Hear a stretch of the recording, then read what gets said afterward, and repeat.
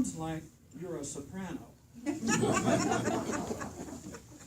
Sounds like you sing the melody when you sing. And I said, yeah, I guess that's it.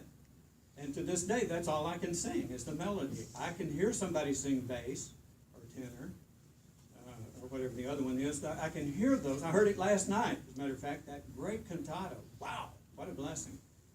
But when they asked me to sing in the choir, see, it went from individual to group. From individual to group. The dynamics, even with one other person, begin to get complex. I'm sure in the parliament, you've got all of these representatives wanting to do the right thing, but you've got all these ideas. Now, in the church, some of the biggest divisions that come in the church are over petty stuff. I was pastored a church where they divided over the thermostat. I mean, one person would go turn it up and the other would go turn it down. And they had this big argument of who's supposed to tend to the thermostat. I said, I'm going to put a lock on it. And we did. I said, I'll tend to the thermostat. Really?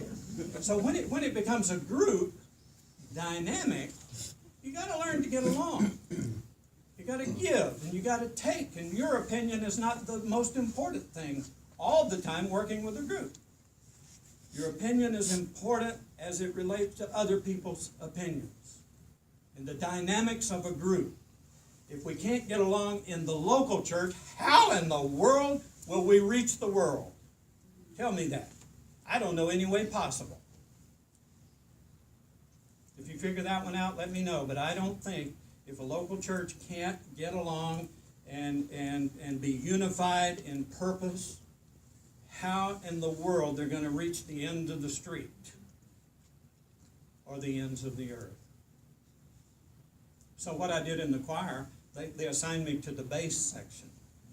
And they said, maybe you can sing bass. And they put me next to a real good bass singer. And it was a Christmas cantata we were doing. And I just followed him. And I memorized, supposed to go up, down, or whatever. I can't read music. And that's the way I got along in that group. I had to learn that. And if all of us intend to reach the end of the street, I mean, if we don't reach the end of the street and ends of the earth, why are we even together? Right? I mean, why are we a church? We are to love God with all our heart, soul, mind, and strength, and our neighbor as ourselves. And that's pretty much an individual responsibility. We need help. But it's my responsibility if I'm going to love God. But it's our responsibility to reach the ends of the earth and to reach the ends of the street, the end of the island. It's our group responsibility. And we're not supposed to just say, well, let so-and-so do it. Or let this group do it.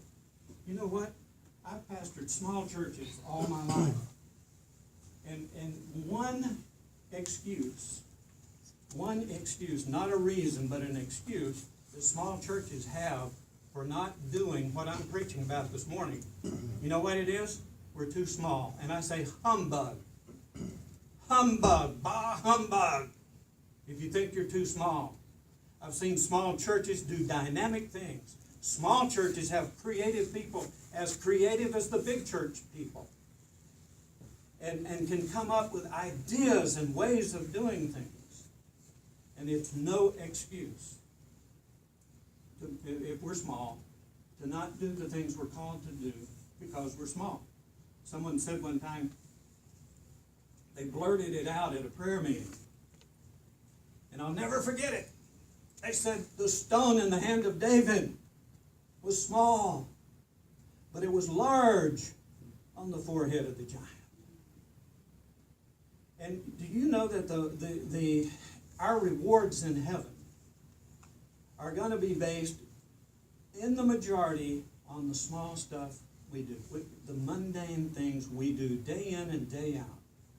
And if we're going to do that, we need to be the blessing that Abraham was, the blessing that God gave to Abraham, and the blessing that Abraham was to the people. God said, I'll bless you, and you will bless, and all nations on earth will be blessed through you. All people groups on earth will be blessed through you, Abraham. First of all, Abraham heard him say those things. He put himself into a position to hear God. He got the information. Now, we Christians sit in church week in, week out, week after week, and we get the information. We get the information. But what do we do with it? What do we do with that information? Abraham left. He became the first missionary, by the way. He left his home. He left his people. He went. The scriptures say that God said, I'm not even going to show you where you're going.